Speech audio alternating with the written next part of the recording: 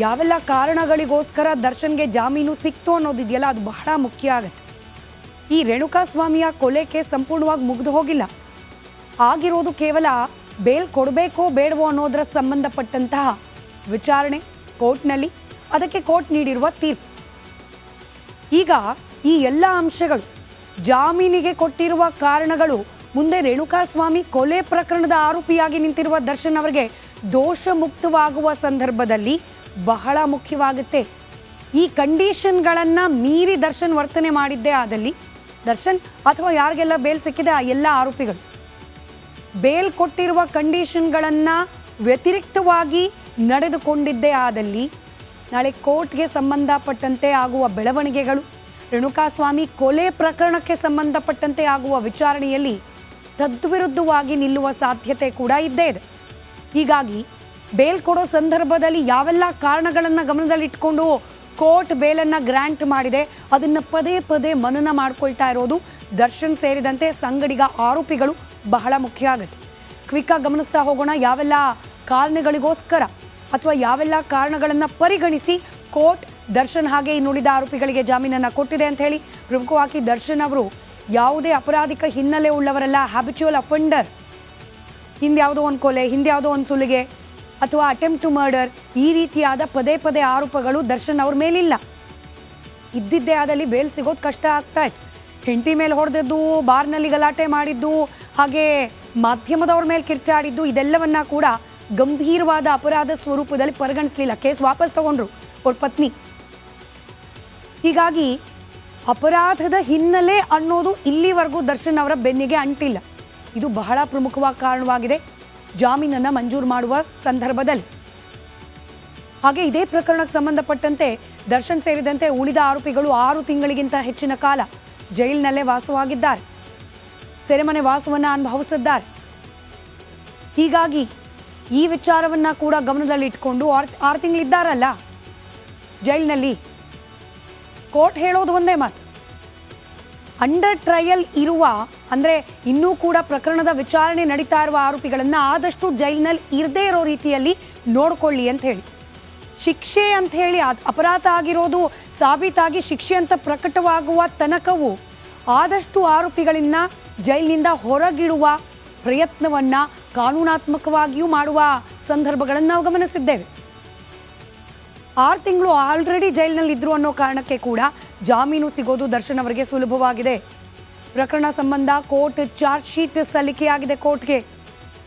3,000ಕ್ಕೂ ಅಧಿಕ ಪುಟಗಳ charge sheet ಒಂದು ಬಾರಿ, 1,000 ಪುಟಗಳ ಚಾರ್ಜ್ ಶೀಟ್ ಎರಡನೇ ಬಾರಿ ಚಾರ್ಜ್ ಶೀಟ್ ಸಲ್ಲಿಕೆಯಾಗಿದೆ. ಚಾರ್ಜ್ ಶೀಟ್ ಸಲ್ಲಿಕೆ ಆಗೋವರೆಗೂ ಕೂಡ ಬೇಲ್ ಸಿಗೋದು ಕಷ್ಟ.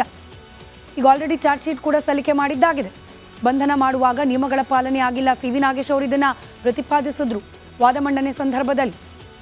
ಅಂದರೆ ಪೊಲೀಸರು ಯಾರದೋ ಒಬ್ಬ ವ್ಯಕ್ತಿಯನ್ನು ಅರೆಸ್ಟ್ ಮಾಡ್ತಿದ್ದಾರೆ ಅಂತಂದರೆ ಸಕಾರಣಗಳನ್ನು ಸೂಚಿಸಬೇಕಾಗತ್ತೆ. ನಾವು ಅರೆಸ್ಟ್ ಮಾಡದೆ ಹೋದರೆ ಏನಾಗುತ್ತೆ ಅನ್ನೋದನ್ನು ಬಲವಾಗಿ ಸಾಬೀತುಪಡಿಸಬೇಕಾಗತ್ತೆ, ಪ್ರತಿಪಾದಿಸಬೇಕಾಗತ್ತೆ. ಯಾಕೆ ಅರೆಸ್ಟ್ ಮಾಡಿದ್ದೇವೆ ಅನ್ನೋದ್ರ ಬಗ್ಗೆ ಕೂಡ ಸಕಾರಣಗಳನ್ನು ಕೊಡಬೇಕಾಗತ್ತೆ. ಅದು ನೀಡಿಲ್ಲ. ಏಕಾಏಕಿ ಹೋಗಿದ್ದಾರೆ, ಆರೋಪ ಕೇಳಿದ ತಕ್ಷಣ ಅವರನ್ನು ಅರೆಸ್ಟ್ ಮಾಡಿದ್ದಾರೆ ಅನ್ನೋ ಆರೋಪ ಇದೆ. ಇನ್ನು ಆರೋಪಿ ಬಂಧನದಲ್ಲಿ ಗ್ರೌಂಡ್ಸ್ ಆಫ್ ಅರೆಸ್ಟನ್ನು ಪಾಲಿಸಿಲ್ಲ. ಇದು ಕೂಡ ಸಿ.ವಿ. ನಾಗೇಶ್ ಅವರ ವಾದದ ಭಾಗ. ಇದನ್ನು ಪುರಸ್ಕರಿಸಿದೆ ನ್ಯಾಯಾಲಯ. ಆರೋಪಿಗಳ ನಿರ್ದಿಷ್ಟ ಪಾತ್ರದ ಬಗ್ಗೆ ಸ್ಪಷ್ಟ ಉಲ್ಲೇಖ ಇಲ್ಲ. ಅಂದರೆ ರೇಣುಕಾಸ್ವಾಮಿ ಕೊಲೆ ಆಗಿದೆ ಸರಿ, ಕೊಲೆ ಆಗುವ ಹಂತದಲ್ಲಿ ಆದ ಪ್ರಕ್ರಿಯೆಗಳಲ್ಲಿ ಯಾವ್ಯಾವ ಆರೋಪಿಗಳ ಪಾತ್ರ ಏನು, ಯಾರು ಕೋಲಲ್ಲಿ ಹೊಡೆದ್ರು, ಯಾರು ಕಾಲಲ್ಲಿ ಹೊಡೆದ್ರು, ಯಾರು ಸಾಯೋ ಹಾಗೆ ಹೊಡೆದ್ರು, ಯಾವ ಕಾರಣಕ್ಕೆ ಹೊಡೆದ್ರು, ಯಾರು ಜಾಸ್ತಿ ಕೋಪಕ್ಕೊಳಗಾಗಿದ್ರು, ಹೀಗೆ ಸ್ಪೆಸಿಫಿಕ್ ಆಗಿ ಆರೋಪಿಗಳ ವಿರುದ್ಧ ಇಂಥದ್ದೇ ಘಟನೆಯಲ್ಲಿ ಹೀಗೇನೆ ಅವರು ಭಾಗಿಯಾಗಿದ್ರು ಅಂತ ಹೇಳಿ ಉಲ್ಲೇಖ ಮಾಡಲಾಗಿಲ್ಲ. ಗುಂಪಲ್ಲಿ ಹೋದ್ರು, ಗುಂಪಲ್ಲಿ ಹೊಡೆದ್ರು, ಗುಂಪಲ್ಲಿ ಹೋಗಿ ಮಾರಣಾಂತಿಕವಾಗಿ ಹಲ್ಲೆ ಆಗಿದ್ದಕ್ಕೇನೆ ರೇಣುಕಾಸ್ವಾಮಿ ಕೊಲೆ ಆಯಿತು ಅನ್ನೋ ಥರದಲ್ಲಿದೆ. ನೈಲಾನ್ ಹಗ್ಗ, ಹಾಗೆ ಮರದ ರೀಪೀಸ್ಗಳು, ಅಲ್ಲಿ ನಿಂತಿದ್ದ ಲಾರಿ, ಇದೆಲ್ಲದರಿಂದ ಆತನ ಮೇಲೆ ಹಲ್ಲೆ ಆಗಿದೆ, ಹೀಗಾಗಿ ಸಾವಾಗಿದೆ. ಸರಿ, ಯಾರು ಹೆಂಗೆ ಹೊಡೆದ್ರು, ಯಾರು ಹೆಂಗೆ ಹೊಡೆದಿದ್ರಿಂದ ಸಾವಾಯಿತು, ಇದ್ರ ಬಗ್ಗೆ ಸ್ಪೆಸಿಫಿಕ್ ಆದ ಉಲ್ಲೇಖಗಳಿಲ್ಲ ಅನ್ನೋ ಕಾರಣಕ್ಕೂ ಕೂಡ, ಅದರಲ್ಲೂ ಎಸ್ಪೆಷಲಿ ದರ್ಶನ್ ಅವರು ಹೊಡೆದಿದ್ರಿಂದಲೇ ರೇಣುಕಾಸ್ವಾಮಿಗೆ ಸಾವು ಸಂಭವಿಸ್ತು ಅನ್ನೋದ್ರ ಬಗ್ಗೆ ಎಲ್ಲೂ ಉಲ್ಲೇಖ ಇಲ್ಲ. ಇದು ಕೂಡ ಪ್ಲಸ್ ಪಾಯಿಂಟ್ ಆಗಿದೆ ದರ್ಶನ್ ಅವರಿಗೆ ಜಾಮೀನು ಸಿಗಲಿಕ್ಕೆ. ಪ್ರತ್ಯಕ್ಷದರ್ಶಿಗಳ ಹೇಳಿಕೆಯಲ್ಲೂ ಕೂಡ ವ್ಯತ್ಯಾಸ ಕಂಡುಬಂದಿದೆ.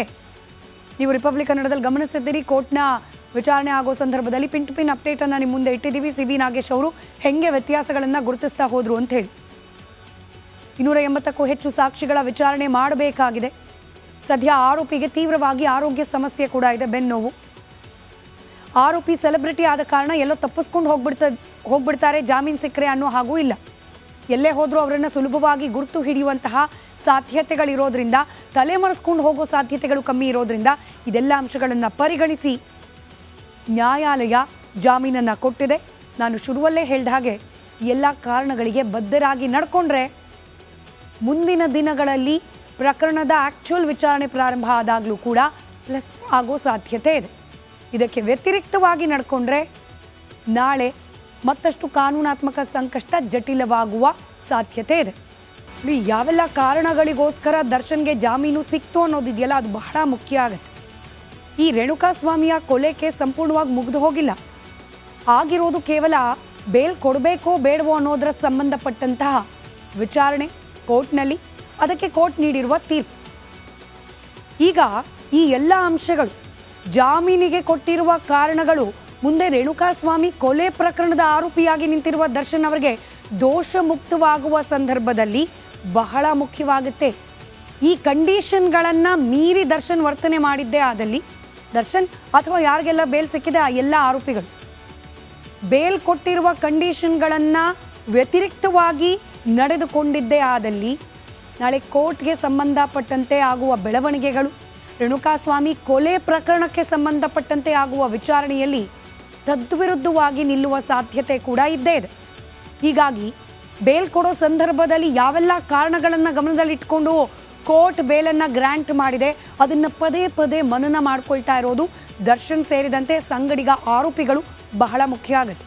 ಕ್ವಿಕ್ಕಾಗಿ ಗಮನಿಸ್ತಾ ಹೋಗೋಣ. ಯಾವೆಲ್ಲ ಕಾರಣಗಳಿಗೋಸ್ಕರ ಅಥವಾ ಯಾವೆಲ್ಲ ಕಾರಣಗಳನ್ನು ಪರಿಗಣಿಸಿ ಕೋರ್ಟ್ ದರ್ಶನ್ ಹಾಗೆ ಇನ್ನುಳಿದ ಆರೋಪಿಗಳಿಗೆ ಜಾಮೀನನ್ನು ಕೊಟ್ಟಿದೆ ಅಂತ ಹೇಳಿ.